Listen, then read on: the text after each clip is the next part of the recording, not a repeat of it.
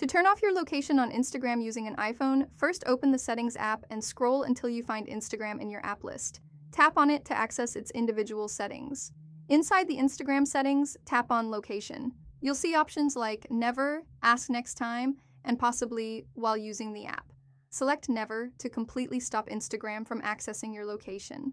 This will instantly disable any location services related to Instagram, meaning your posts, stories, and app behavior won't be tied to your current physical location anymore.